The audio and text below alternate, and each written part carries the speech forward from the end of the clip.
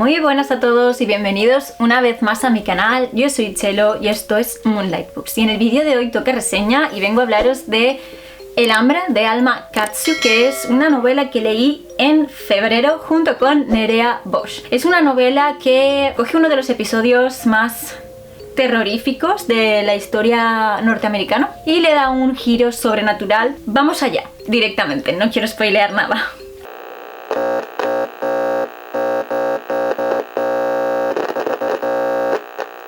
Pues bueno chicos, tal y como os he dicho, hoy vengo a hablaros de El hambre de Alma Katsu y esta reseña va a proceder como de costumbre. Voy a leeros la sinopsis, que en este caso es bastante cortita, luego voy a haceros un breve resumen sin spoilers de lo que sucede en la misma y luego os daré mi opinión. Vamos allá. En mayo de 1846 partió una caravana de pioneros, la expedición Donner, de Missouri hacia California. Tomaron una nueva ruta que cruzaba el desierto del Gran Lago Salado y ese invierno se encontraron atrapados en Sierra Nevada debido a las dificultades del terreno y a una serie de contratiempos. Cuando los pudieron rescatar en febrero del año siguiente, muchos integrantes de la caravana habían muerto y se supone que los que quedaban vivos habían logrado sobrevivir gracias al canibalismo. Hasta aquí la historia. Alma Katsu toma este legendario episodio del oeste americano y lo recrea dándole un giro especial. La caravana no solo se enfrenta al frío, a la pérdida del ganado que muere sin poder moverse en la nieve, a la falta de provisiones, a las rencillas entre sus miembros, sino que el bosque se empieza a llenar de criaturas que los acechan.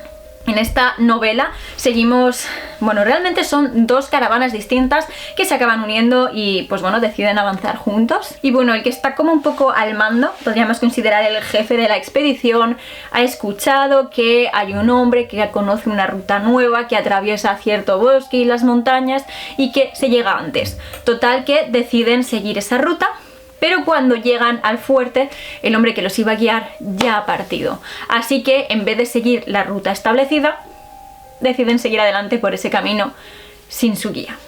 Obviamente es una muy mala idea y como imagino que entenderéis por lo que ya sabemos que es la historia real, no va a salir bien. Vamos a empezar a darnos cuenta de que entre todas estas personas que son muy distintas entre sí, no hay siempre afinidad. Vamos a ver cómo se van haciendo pequeñas disputas, pequeñas discusiones, rencillas entre ellos, algunas muy serias, y cómo poco a poco se van a ir disgregando hasta quedar todos ellos atrapados en la nieve. Esto los va a llevar a una situación límite cuando se den cuenta de que hay algo en los bosques que los está siguiendo y acechando y que los amenaza gravemente con la muerte. Y lo único que pueden hacer es permanecer unidos y para sobrevivir, obviamente, y tal y como hemos leído, recurrir al canibalismo, comerse entre ellos. Y esto es lo que pasa aquí. Ahora bien, vamos allá. Es una novela narrada en tercera persona y para entender por qué se ha elegido este narrador tenemos que empezar hablando de los personajes. Es una novela con muchísimos personajes. De hecho, tenemos capítulos casi hablando de la mayoría de ellos. A pesar de que muchos no tienen importancia para la trama, ni siquiera como para que se les haya puesto un nombre. Creo que esto es un problema, sinceramente, el asunto con los personajes que hay aquí. Obviamente, siendo que es importante la dinámica que había entre los propios pioneros, las rencillas, las discusiones, los problemas de la convivencia en una situación tan límite, pues obviamente tiene que haber muchos personajes. El problema es que creo que no están bien construidos. Hay personajes que tienen unas personalidades muy marcadas y que desde luego que desde el principio estaban, dejando ver que iban a ser nuestros protagonistas, nuestros personajes principales, aquellos a los que íbamos a estar siguiendo, y sin embargo cuando llegamos a las partes del final toman decisiones y llevan a cabo actos que no van para nada con lo que a lo largo de toda la historia se nos ha ido explicando o enseñando que ellos eran. Entonces ahí yo vi un problema. Luego empieza a mencionar a personajes que ni siquiera vuelve a mencionar en ningún otro momento y al final personalmente me pareció que acababa siendo todo un caos de nombres que mencionaba 1, 2, 3 veces si me apuras y luego no volvían a salir nunca más. Creo que con los personajes hubo un problema. Obviamente tenía que haber muchos porque es una caravana y tiene mucho peso las relaciones entre las personas que la conformaban, pero no creo que haya sido el punto fuerte de esta novela, desde luego. Creo que hacía falta más trabajo en la creación de personajes. No me pareció que hubiera uno de ellos que desde el principio hasta que desde el principio hasta el final fuera consecuente y tuviera una personalidad que se mantuviera en el tiempo y que no de pronto pareciera ser otra persona totalmente distinta. De todos ellos, uno. Otro problema que hay con estos personajes es que hay algunos de los que, pues bueno, se nos está hablando muy a menudo y de pronto su historia no se cierra al final. En fin, que creo que quizás intentó abarcar demasiado con el tema de los personajes y que al final no le terminó de salir también como debía ser para la novela que se estaba proponiendo escribir. Todos estos personajes, al final, sobre todo teniendo en cuenta que una de las cosas más importantes de la novela ya no es el componente sobrenatural de la misma que ella le añade, sino las propias relaciones entre los personajes, es lo que nos lleva a la elección del narrador. Es una novela narrada en tercera persona y para poder, en fin, estar un poco en todas partes, el narrador que requería era un narrador en tercera persona que nos permitiera poder ir viendo lo que pasa en distintas zonas de la caravana simultáneamente o en momentos distintos, lo que nos permitía a la vez saber cosas del pasado de los personajes, de cualquiera de ellos y no solo de uno. Así que bueno, con respecto al narrador, sinceramente creo que era la elección más lógica, la elección más segura y en definitiva la que mejor iba a funcionar para este tipo de novela. Eso sí, con el tema de los flashbacks yo también tuve un problema, y es que se notaba mucho que todos y cada uno de estos personajes guardaban un secreto, por lo menos a los que ella les da más importancia, y además se notaba que el secreto era súper obvio. Entonces, claro, cuando se nos hacía la revelación con el flashback no había ningún tipo de sorpresa. Entonces, una vez más, sí, ok, el recurso de los flashbacks está bien hecho. Haber dejado algunas pistas, obviamente, estaba bien hecho, pero es que era un poco pasarse.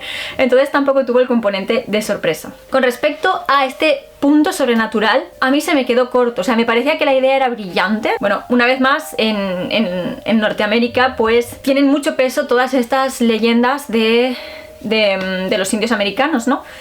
Que estaban allí antes que ellos, al final conocían la tierra más que ellos y tenían sus propias leyendas, sus propios mitos y sus propios monstruos. Y este monstruo tiene cierta relación con lo que está persiguiendo a estos colonos, aunque también tiene cierta explicación que podría considerarse casi que médica. Y eso también me gustó. El problema con este asunto es que al final creo que se centró mucho en el problema con las personas. El concepto del canibalismo casi que no entra ni siquiera hasta el final de la trama, y ahí también se me quedó un poco cojo, pero el tema de las criaturas al final se queda en algo anecdótico en la historia. Tienen cierta importancia, juegan un papel, ¿no?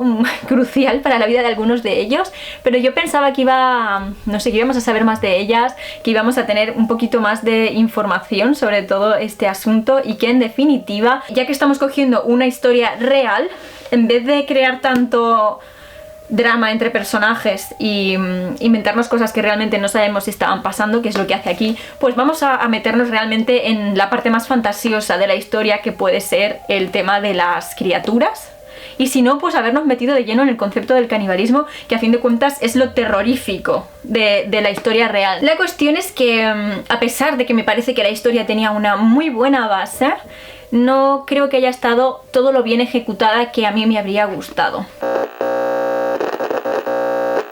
Y nada, chicos, esto es todo lo que quería contaros sobre El hambre de Alma Katsu. Decidme en los comentarios si habéis leído la novela y qué os ha parecido, o si tenéis intención de leerla después de haber visto esta reseña. A mí ya solo me queda recordaros que os suscribáis a mi canal si os gusta el contenido que estoy subiendo, y que le deis a la campanita de notificaciones para que os avise cada vez que suba nuevos vídeos. Recordad que subo 2 vídeos cada semana, los miércoles y los domingos. Y si queréis contenido literario 24/7, podéis seguirme en mis otras redes sociales. Os dejo los enlaces directos aquí debajo en la cajita de descripción del vídeo, sobre todo en Instagram y en TikTok, que es donde estoy más activa. Y por último, quería dedicar un momentito a agradecerles a mis mecenas de Patreon el apoyo que me están dando. Muchísimas gracias de todo corazón, y a recordaros que si queréis y podéis ayudarme un poquitito económicamente, tenéis el enlace a Patreon aquí debajo, y aquí os explico todo lo que tenéis que hacer, los distintos tipos de suscripción, clubs de lectura incluidos, las ventajas que obtenéis en cada uno de ellos y demás. Y ahora sí, hasta aquí llega esta reseña, hasta aquí mi opinión sobre El hambre. Espero que a pesar de todo lo que os he dicho, os animéis a darle una oportunidad. Y eso es todo por hoy, y yo me despido hasta el próximo vídeo.